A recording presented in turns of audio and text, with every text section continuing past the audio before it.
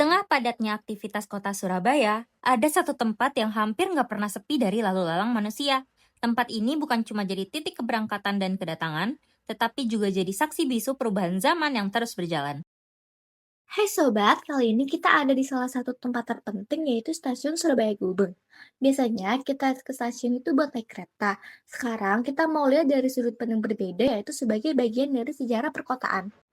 Kalau kita lihat ke bagian stasiun Surabaya Gubeng Lama, ini adalah bagian stasiun yang paling tua dan memiliki nilai sejarah yang tinggi. Bangunan ini merupakan peninggalan masa kolonial Belanda dan sampai sekarang masih dipertahankan sebagai salah satu cagar budaya di Surabaya. Artinya, keberadaannya nggak cuma penting secara fungsi, tapi juga sebagai bukti fisik perjalanan sejarah kota Surabaya. Stasiun Gubeng Lama ini dibangun sekitar akhir abad ke-19 ketika Surabaya mulai berkembang sebagai kota pelabuhan dan pusat perdagangan. Pembangunannya nggak lepas dari peran Stadspoorwegen yang saat itu bertugas membangun jaringan rel di Hindia Belanda. Pada masa itu, kereta api bukan sekedar alat transportasi biasa. Jalur rel digunakan untuk menghubungkan wilayah produksi dengan pelabuhan. Hasil-hasil perkebunan seperti gula, kopi, dan lain-lain diangkut dari pedalaman menuju kota yang kemudian didistribusikan ke pasar global. Jadi, stasiun Gubeng ini punya peran penting sebagai titik distribusi dalam sistem ekonomi kolonial. Menariknya, kalau kita lihat di kondisi yang sekarang, peran itu sebenarnya masih terasa, meskipun dalam bentuk yang berbeda. Di sekitar stasiun, kita bisa dengan mudah menemukan berbagai fasilitas, mulai dari rumah sakit, penginapan, sampai warung-warung kecil. Belum lagi keberadaan ojek online dan transportasi lainnya yang hampir selalu siap di depan stasiun. Semua itu menunjukkan bahwa kawasan ini tetap menjadi titik pergerakan yang penting. Orang datang dan pergi dan aktivitas ekonomi terus berjalan, dan berbagai kebutuhan pendukung itu ikut tumbuh di sekitarnya. Jadi, kalau dulu stasiun berperan dalam distribusi barang dalam skala besar, sekarang perannya bergeser menjadi pusat mobilitas manusia yang menggerakkan ekonomi lokal. Menariknya, Stasiun Gubeng ini memiliki dua bangunan utama loh, Stasiun Gubeng Baru dan Stasiun Gubeng Lama. Nah, apa sih perbedaannya antara kedua bangunan itu? Yuk aku jelasin. Nah, kali ini kita udah ada di Stasiun Surabaya Gubeng Baru, yaitu wajah baru dari Stasiun Gubeng. Di mana stasiun ini merupakan stasiun yang akan mengantarkan kita kepada era baru dari Gubeng itu sendiri. Seperti yang kita ketahui dan dulunya, Stasiun Gubeng adalah sebuah halte kecil untuk mengantarkan kereta-kereta dari pedalaman Jawa untuk mengantarkan logistik ke kota pelabuhan. Nah, menariknya, kalau misalkan dilihat dari sejarah perkotaan, ini adalah tanda dari pergantian zaman di mana kereta sekarang menjadi transportasi masyarakat. Di balik bangunan barunya, ada perubahan cara kita melihat ruang kota dari sekedar tempat transit jadi pusat aktivitas yang hidup. Kalau kita melihat Gubeng Baru, kesannya langsung berbeda. Bangunannya lebih modern, terbuka, dan dirancang untuk menampung arus penampungan yang lebih besar setiap harinya. Tapi sebenarnya, perubahan ini bukan cuma soal tampilan, ada konsep yang lebih besar di baliknya, yaitu bagaimana stasiun ini mulai berfungsi sebagai pusat pergerakan sekaligus pusat kegiatan kota. Dalam jurnal yang membahas kawasan Gubeng, disebutkan bahwa Surabaya mengalami fenomena urban sprawl, di mana penyebaran kota yang makin luas dan cenderung tidak terpusat. Nah, di tengah kondisi ini, kawasan seperti Stasiun Gubeng jadi sangat penting, karena dia berperan sebagai titik kumpul transit utama yang menghubungkan berbagai wilayah di Jawa Timur, bahkan Pulau Jawa.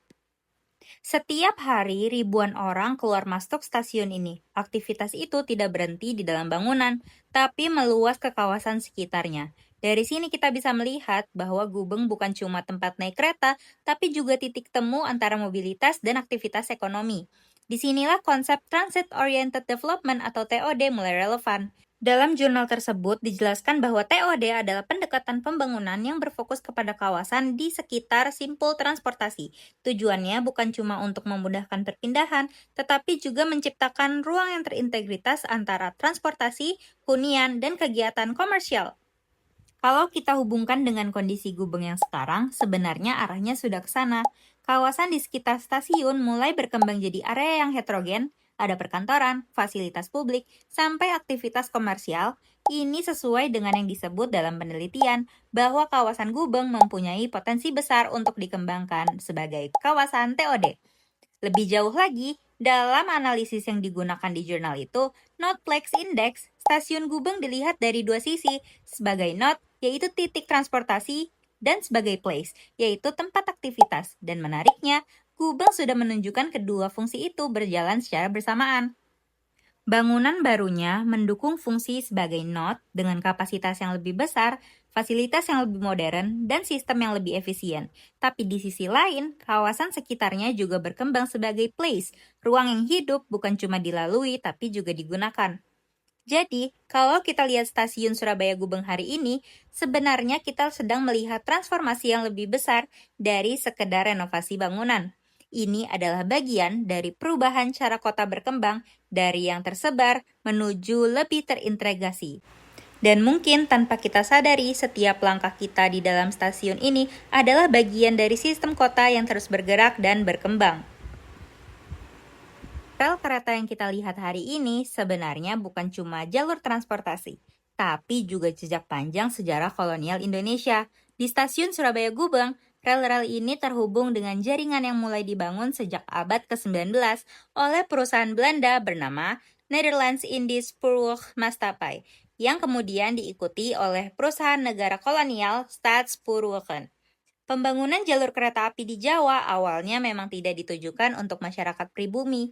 Namun, seiring berjalannya waktu, fungsi rel kereta mengalami pergeseran yang cukup signifikan. Dari yang awalnya eksklusif untuk distribusi komoditas dan kepentingan kolonial, kereta api mulai digunakan sebagai sarana transportasi publik. Masyarakat lokal pun mulai memanfaatkan jaringan ini untuk mobilitas sehari-hari, menghubungkan kota dengan kota, bahkan membentuk pola pergerakan baru dalam kehidupan urban. Perubahan fungsi ini menunjukkan bagaimana infrastruktur yang awalnya dibangun untuk eksploitasi, perlahan bertransformasi menjadi bagian penting dalam kehidupan masyarakat modern. Membahas soal stasiun gak lengkap rasanya kalau tidak membahas soal kereta. Jadi hari ini, aku dan temanku memutuskan untuk mencoba menaiki komuter line dari stasiun Surabaya Gubeng. Nah, Sobat Hebat, kali ini aku udah ada di kereta loh. Tapi kalian penasaran gak sih apa perbedaan kereta zaman sekarang sama kereta kolonial? Kereta api di Surabaya pada masa kolonial bukan hanya soal jalur yang dibangun, tetapi juga tentang teknologi dan sistem transportasi modern yang mulai diperkenalkan di Hindia Belanda. Kereta-kereta awal yang beroperasi umumnya menggunakan lokomotif uap yang didatangkan langsung dari Eropa. Lokomotif ini dirancang untuk menarik gerbong dalam jumlah yang besar, baik untuk mengangkut hasil produksi maupun penumpang. Di jalur seperti Pasuruan menuju Surabaya, kereta api menjadi alat utama untuk mempercepat distribusi hasil industri gula yang sedang berkembang pesat pada akhir abad ke-19. Namun, kereta api tidak hanya mengangkut barang, seiring berjalannya waktu, mulai dibuka layanan untuk penumpang meskipun pada awalnya masih terbatas dan bersifat hierarkis. Gerbong dibagi berdasarkan kelas 1 untuk orang Eropa, kelas 2 untuk golongan menengah, dan kelas 3 untuk masyarakat pribumi.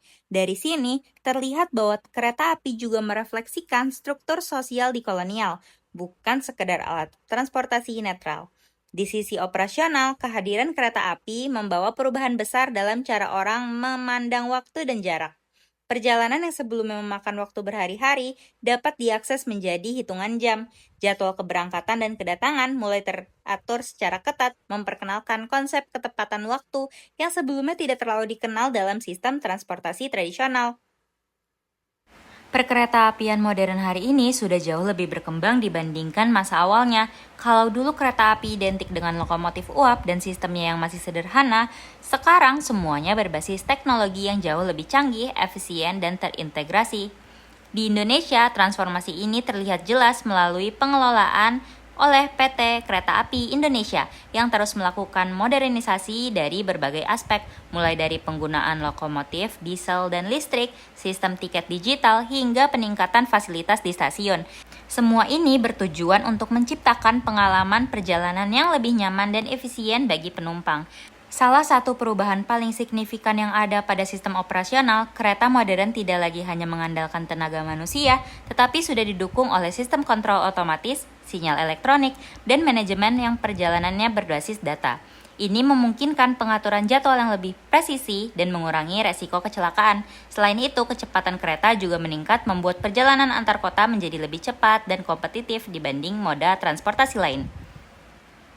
Seiring berjalannya waktu, fungsi stasiun Gubeng mengalami perubahan.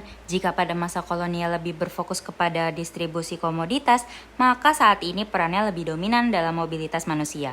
Namun demikian, peran utamanya tetap sama, yaitu sebagai penghubung. Dari stasiun ini, pergerakan tidak berhenti, melainkan berlanjut ke berbagai sudut kota Surabaya.